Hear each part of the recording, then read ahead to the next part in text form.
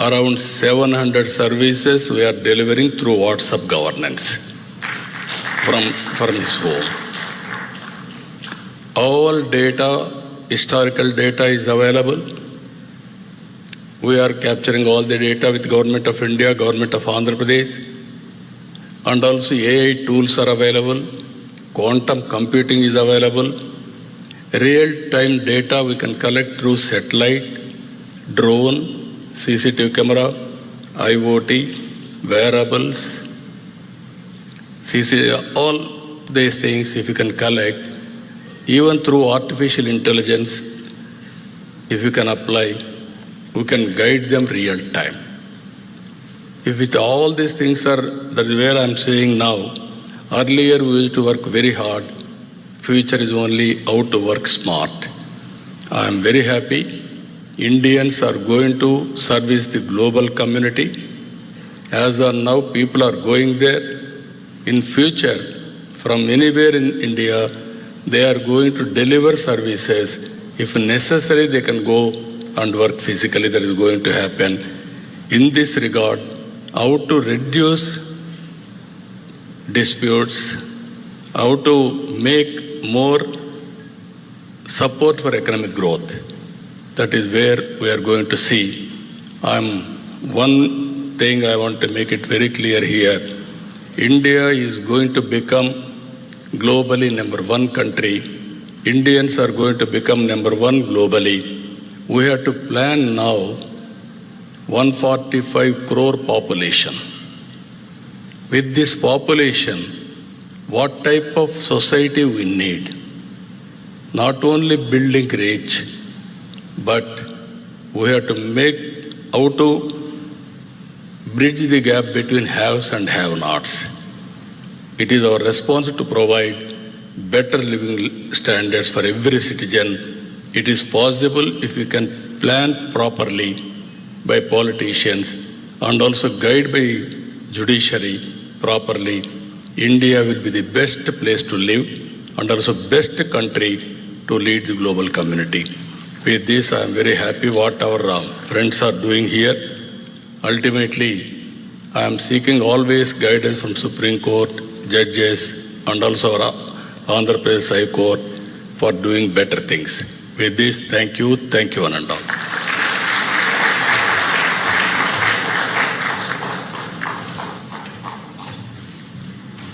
Thank you, Honorable Chief Minister. I now call upon Honorable Justice P.S. Narasimha, Judge of the Supreme Court.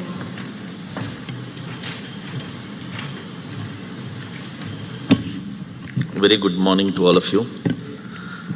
My esteemed elder brother, Justice Surya Kant, Honorable Chief Minister, Honorable Chief Justice, the two Vice Chancellors, Judges of the High Courts, President of SCORA, other dignitaries. Because of the time constraint, what I will do is, I will take a passover. I'll promise to come back, but if I don't, I will leave you with just 3 points. 70 years after the independence, more than 70 years, we have pursued a resolution of disputes through adversarial litigation, which required finding of a fact. I think there's no doubt in our minds that this system didn't really work very well. The stakeholders were lawyers. So if we move to the system of mediation, the persons who will be doing the mediation substantially are also lawyers. So what position will you take as lawyers, having moved from adversarial litigation to that of a mediator? From logic, you will shift to trust. It is trust and trust alone which will help resolve disputes through the process of mediation. So you must learn that technique. It's a facet of the heart, how you win the heart and enable the persons involved in a dispute to trust in you. That's a process, reflect on that. The second point I would want to make is mediation must be closer to people, which requires you to know what people are, how they live, how they fight, what are their aspirations, what are their fallacies, what are their weaknesses. To understand, the most important element is language. So you must be closer to people, closer to their language, closer to their culture. The third point, which I will leave you with this, we experimented with one alternative dispute resolution, that is arbitration. Arbitration was hijacked by the elite. Elite in the sense of not pejoratively, for commercial purposes. It was intended to be a very simple process where an arbitrator will come and resolve the disputes. Instead, it has been a technique for commercial transactions, and so far as small issues like a fight between two neighbors about a wall in a village, two brothers fighting for partition, they have to suffer civil court litigation. And arbitration is not available. My fear is that same thing might happen even to mediations. Mediation must be kept simple. As easily as possible, the disputes should be resolved. And what are the methods by which these three things that I have indicated can be achieved? I will discuss with you. Mediation is very close to my heart.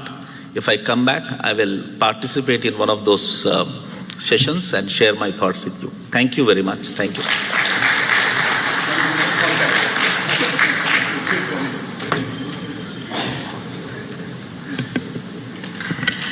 Thank you, Honorable Justice Narasimha.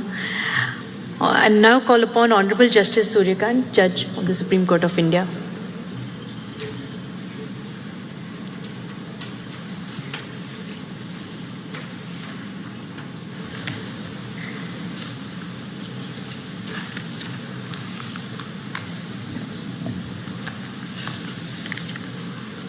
Shri Chandrababu Naidu, Honorable the Chief Minister of Andhra Pradesh, my brother and esteemed colleague, Honorable Mr. Justice P.S. Narasimha, Judge Supreme Court of India, Justice D.S. Thakur, Honorable the Chief Justice Andhra Pradesh High Court, Honorable Judges of various High Courts who are present here. We have among us Justice Nawaz from the Supreme Court of Sri Lanka. He is welcome here in this conference. Professor Dr. S. Surya Prakash, Vice Chancellor, NLIU Bhopal. Mr. Santan Krishnan, Life President of the Commonwealth Lawyers Association, and other office bearers of the CLA. Professor Surya Raju, Secretary General, ACIAM, Madam Chitra from the Trilegal, senior advocates from the Supreme Court, other members of the Supreme Court Bar and the Bar Association of Visakhapatnam and different parts of Andhra Pradesh, who are also graciously present here. Mr. Nayyar, Mr. Jain, and other office bearers of the SCORA, members of the mediator community, and some of the very eminent mediators are present here. I know most of them by name, but because of the time constraint, I am not addressing them by name. We have among us Mr. Bharat, the local member of parliament. Other distinguished guests, we have Dr. Renu Raj from the United Kingdom. She is also with us. Distinguished guests, participants, and my dear friends from media. Stepping into this auditorium, one can sense the collective ambition, a gathering fueled not merely by words, but by a genuine resolve to reimagine the landscape of dispute resolution. Coming together, ACIAM, Trilegal and NLU Bhopal marks not a simple an event, but a potential turning point where justice is no longer perceived as remote or intimidating, but as an accessible reality shaped by our own shared commitment. Justice in 21st century, let's commit ourselves, is not an aspiration, it is our responsibility. With this in mind, the theme of our conference resonates with great urgency and relevance. Today, justice must extend far beyond the confines of courtrooms, permeating our communities, businesses, and families. It is about reaching people where they are, making the principles of fairness and compassion tangible and attainable for all. This forum challenges each of us to push past routine, embrace innovation, and build solutions that are empathic and truly effective for our times. Our Constitution does not view justice only in the narrow sense of adjudicating disputes. It speaks of social, economic, and political justice as a guiding factor. While courts play an indispensable role in enforcing rights, true justice must go beyond judgments and decrees. It must reach people where they are, in a language they understand, and in a manner they trust. Mediation provides precisely this bridge. It ensures that the parties remain at the center of the process, that their voices are heard, and their dignity is respected. In this sense, mediation is not merely a legal mechanism, it is a constitutional value in action. As society and the economy evolve, so do the disputes. Today, we see conflicts in areas as diverse as intellectual property, cross-border trade, digital currency, cybercrime, family relations, international awards and their enforcement, environmental issues and concerns. If every such dispute is funneled into our already overburdened courts, the result will be delay, disillusionment, and a deepening sense of injustice. Mediation, therefore, offers us a different path, a path of creativity and consensus. It is flexible, faster, and allows customized solutions that courts, bound by strict procedures, may not always provide. For mediation to gain universal acceptance and become an integral part of our justice delivery system, the foundation must rest on a single non-negotiable element, and that element is trust. In the context of mediation, it flows from three critical sources. First, the integrity of the mediator. The entire process of mediation is built upon the confidence that parties repose in the mediator. Honorable Chief Minister pointed out how the old persons in the villages were being trusted and all the disputes were really left them to be resolved. It was only on account of the immense trust that the people had in them. They must believe that the mediator is impartial, independent, and competent. Integrity here is not merely a personal virtue, it is the bedrock of the process. If this perception falters, the process collapses. Second, the credibility of the institutions. Mediation cannot thrive in a vacuum. It requires robust institutional support to lend structure, consistency, and legitimacy to the process. Institutions like the one ACIAM serve as a custodians of quality and trust. In a world where disputes often carry significant economic and social stakes, institutional credibility reassures parties that mediation is not an informal compromise, but a structured, reliable, and enforceable method of dispute resolution mechanism. The third point, the support to be extended by the law. So, not only those 2 points which I have highlighted, unless there is a support by the law, the mediation may not be as successful as we perceive. For mediation to transition from an alternative to a mechanism as a mainstream method of dispute resolution, I believe it needs the backing of the law. And fortunately for us, we have the Mediation Act of 2023, marking a watershed moment by providing a clear statutory framework for both domestic and cross-border mediation, prescribing ethical obligations and giving enforceability to mediated settlement agreements. However, we should be clear that legislation by itself cannot transform culture.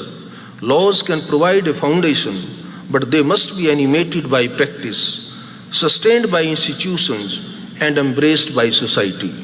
We must cultivate a legal ecosystem where mediation is seen not as a concession or a lesser form of justice, but as a superior process that empowers parties and preserves relationship.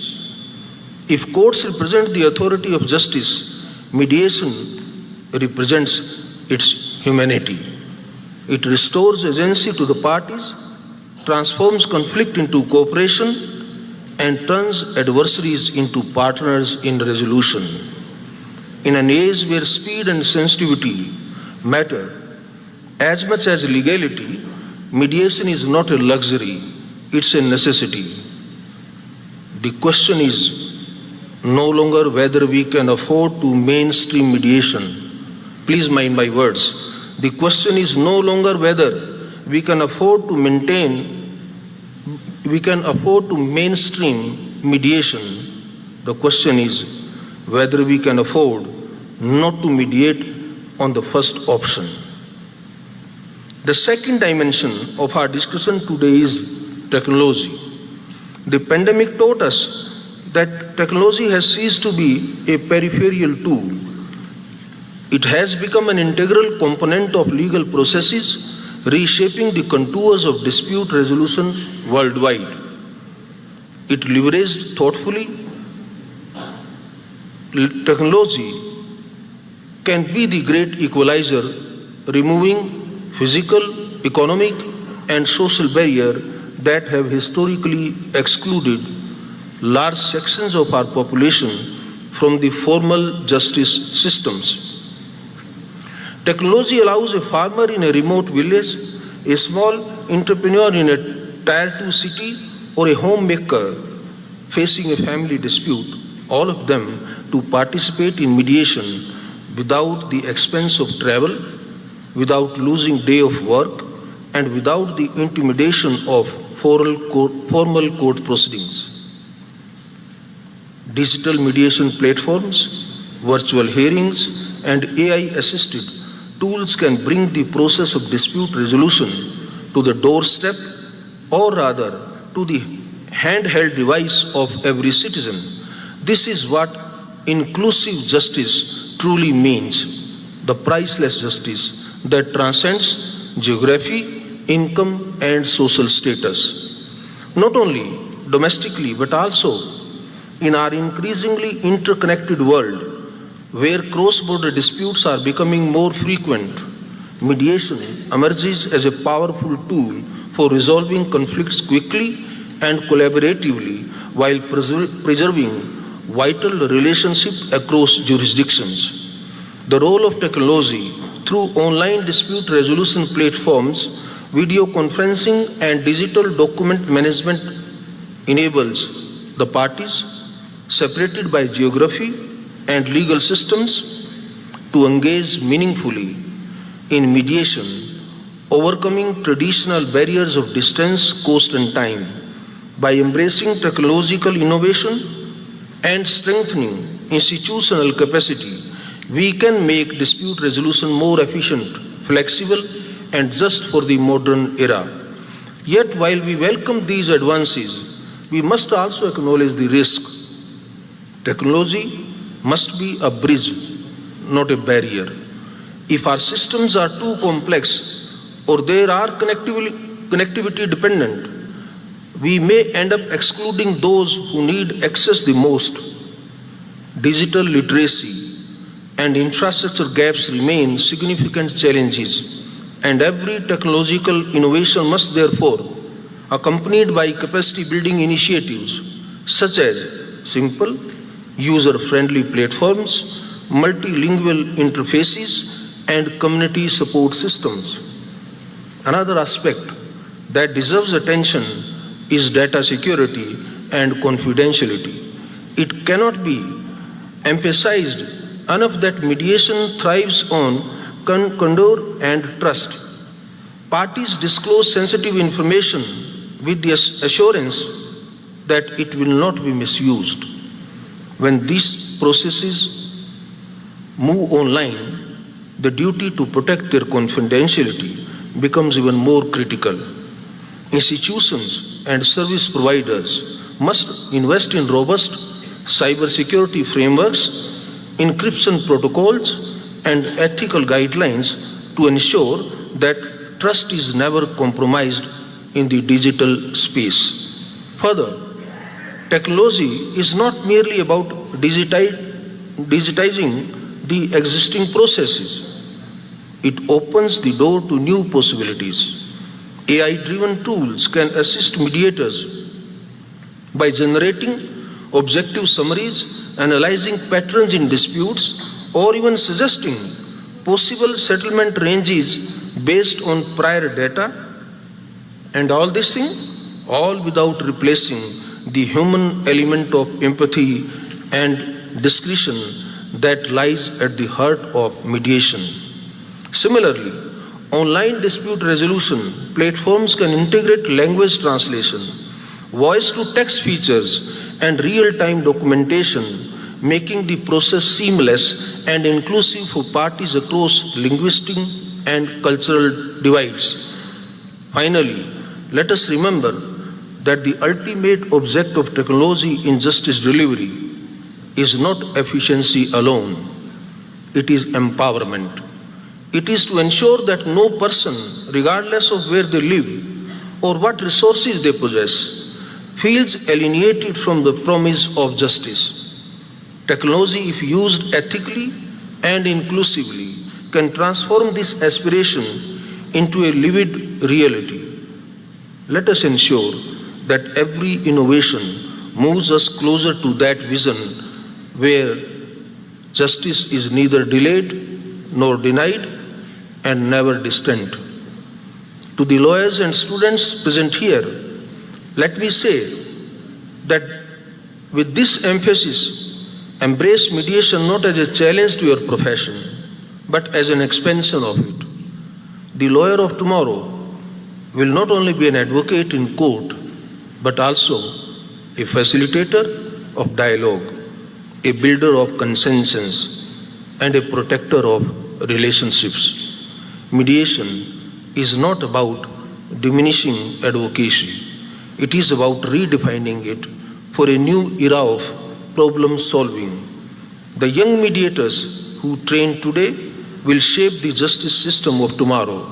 This is not merely an opportunity, it is a responsibility, and I firmly hope and believe of you will take up it with sincerity and passion. Institutions like ACIAM, in partnership with academic centers and other stakeholders, will play a defining role in this transformation. They are not just training mediators, they are shaping the very architecture of justice in the 21st century. As I conclude, let me leave you with this thought. And my thought is, justice is not a fortress to be defended. It is a bridge to be built. The foundation must be anchored in constitutional values, supported by laws and institutions, strengthened by technology, and sustained by trust. Mediation is one such bridge, that connects the letter of the law with the spirit of justice. Let's walk in together with confidence, creativity, and compassion. Thank you very much. Thank you very much for inviting. Jai Hind.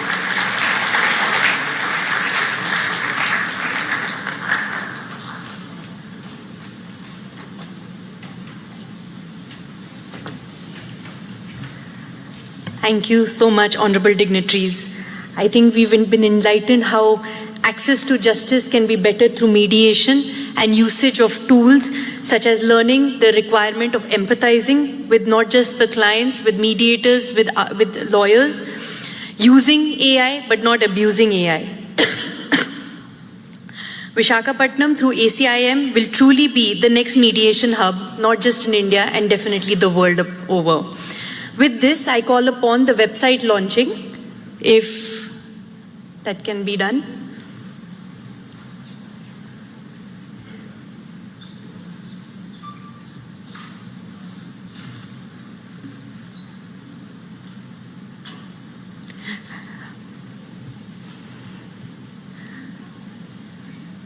We'll proceed with this felicitation for the ceremony. I would like to call upon Advocate Abhas Sharma to facilitate Honorable Justice Suryakant.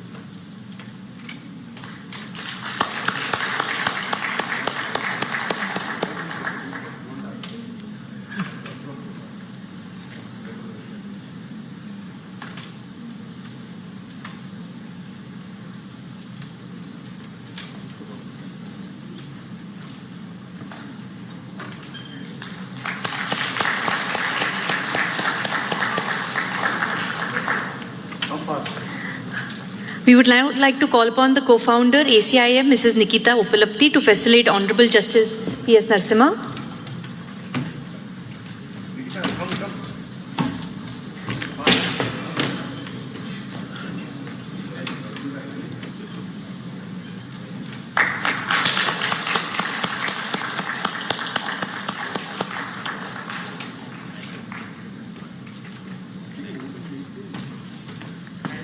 Take this photograph because there is no space. I would like to call upon Professor Dr. Surya Prakash to facilitate Honorable Shri Chandrababu Naidu. Website is ready. There.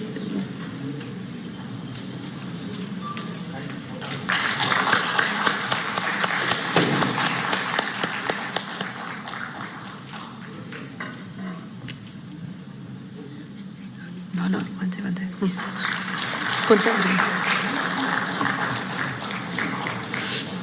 I would request Mr. Vinay Ahuja of Mohan Law House to facilitate Honorable Mr. Justice Dheeraj Singh Thakur.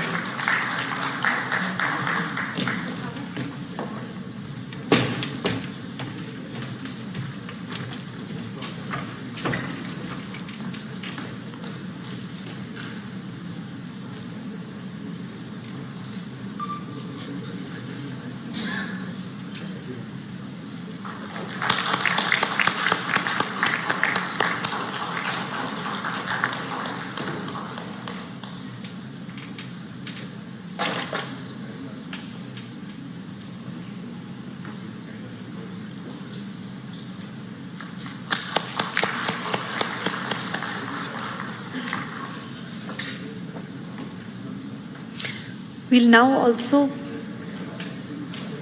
proceed with the launch of the website of ACIM.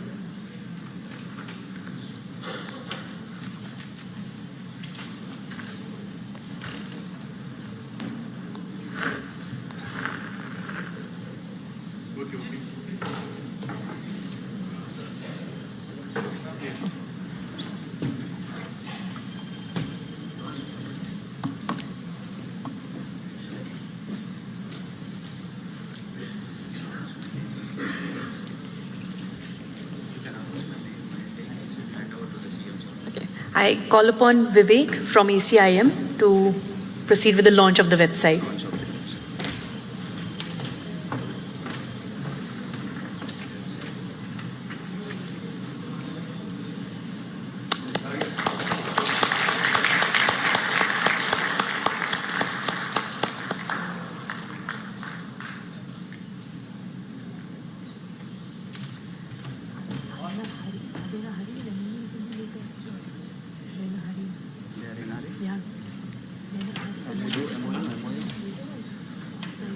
Let them come fast, very fast.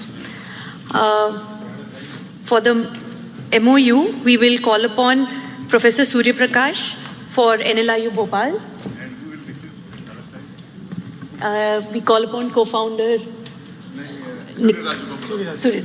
Surya Raj.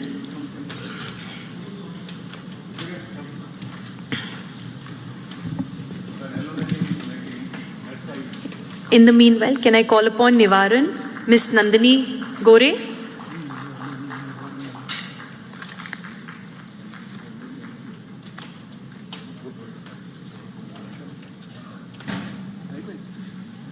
Miss Nandini. They are already. Can I next call upon Miss Shweta Rao from Fisher's Medical Ventures? Dr. Sirisha Medsi Hospital, Dr. S.P. Ravindran, NVP Law College, the representative for Farm Hazel Pharmaceuticals, Mr. Srinivas Ramanarayan from Trust.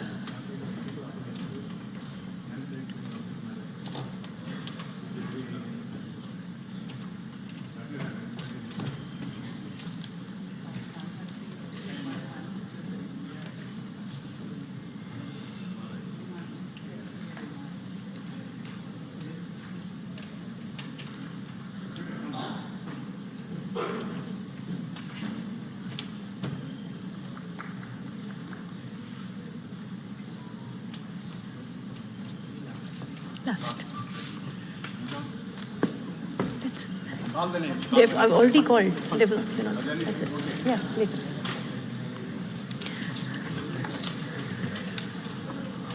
Honorable dignitaries,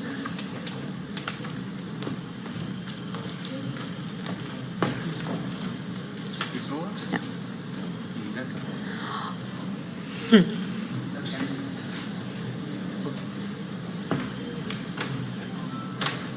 And ask all people I know. to raise the national and then touch it. honorable dignitaries, thank you for your time. We'll end with the national anthem.